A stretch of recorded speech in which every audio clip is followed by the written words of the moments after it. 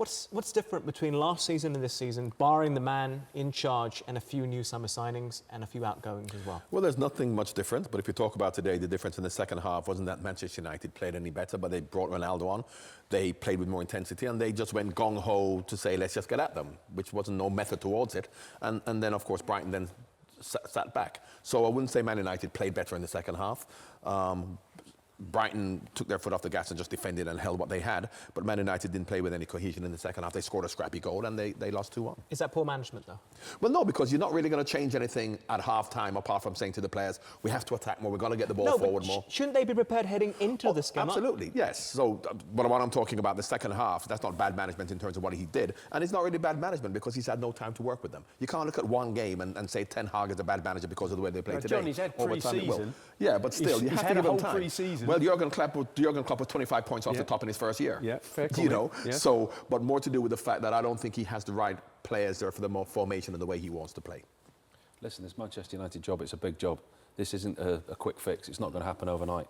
You look at the rebuild that Arsenal undertook under Arsene Wenger, and argumentally, they're still not there yet. They're not. And this Manchester United rebuild is going to be something similar.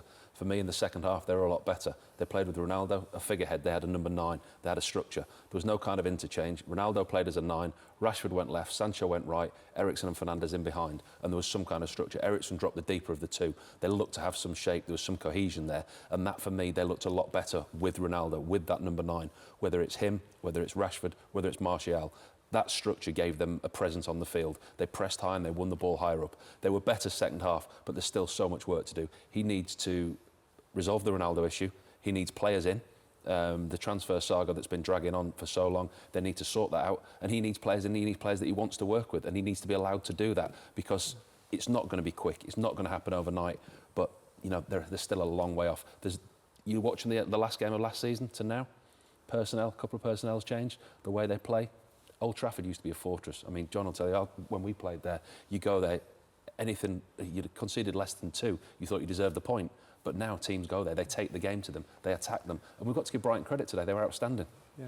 I think where the problem really lies is over the last 9 years since Sir Alex Ferguson left, they've had 8, including caretaker, managers.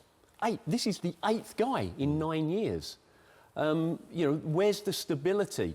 You know, we're talking about it being a longish-term job to rebuild this Manchester United. Well, every time you change a man at the top, then basically, you know, he wants to influence it his own way. But nobody's really been able to do that. So why haven't they been able to do that? I think that's the big question.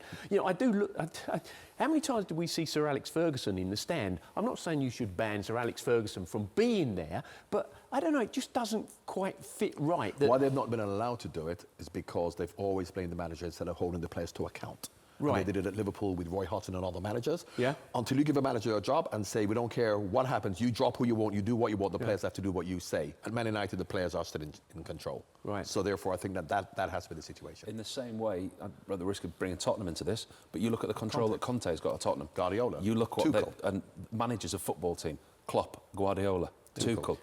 Their managers, they manage the football team. They manage the football side of things. Yes, there's sporting directors, there's football, directors, but they inevitably manage the football team. They have the decision, and they're a clear figurehead. And Manchester United haven't had that for a long time. If they're going to do that with Ten Hag, they need to allow him the freedom to do what he wants. And more importantly, they are more powerful than the players. De Bruyne is not more powerful than Guardiola. No one at Liverpool is more powerful than Klopp. The Man United players still are more powerful than the manager. Just really briefly, I want to look at the goals in just a moment, but you came from a Liverpool side which was very much ingrained in the boot room culture. It's woven into the fabric of part of Liverpool's history. Now, with United setting up this sort of advisor board committee of Sir Alex, is that risky? No, we got away from that.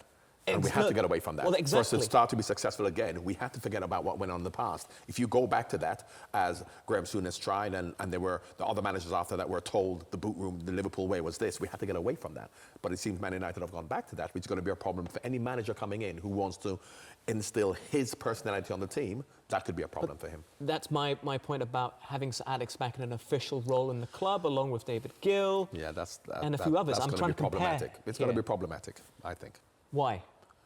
because Ten Hag is the manager and it's not about Sir Alex Ferguson and any committee who tells them what to do. He's in charge. Jurgen Klopp wouldn't have it, Guardiola wouldn't have it, Tuchel wouldn't have it, Conte would not have it. It's about them. The question is, who's the leader at Manchester United? And I'm not sure who the leader is. Is there one? Yeah.